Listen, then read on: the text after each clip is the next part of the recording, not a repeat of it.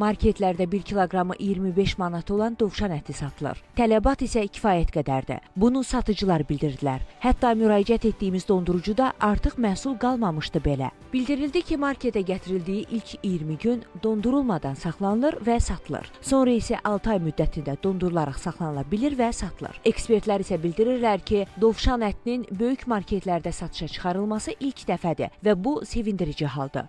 Tələbat olaraq dünyada belə deyək, GMO yemlərinin artmasıyla əlaqədar dovşan ətinə tələbat artmışdır. Nəyə görə? Çünki orqanikdir. Bildirildi ki, marketlərdə dovşan ətinin kilosu 25 manata satılsa da, fərdi təsərrüfatlarda 15-20 manat arasında müştərilərə təklif olunur. Qış aylarında dovşan ətinin daha faydalı, daha belə deyək, minerallarla, vitaminlərlə zəngin olduğu üçün yemək daha məqsədə uyğundur. Ancaq dietik ət olduğu üçün bütün fəsillərdə demək olar dovşan əti faydalıdır. Bildirildi ki, digər ət məhsullarına allergik reaksiyası olanlar üçün dovşan əti heç bir mənfi təsir göstərmir. Aytən Fehruz, Vüsal Cəfərov, Xəzər xəbər.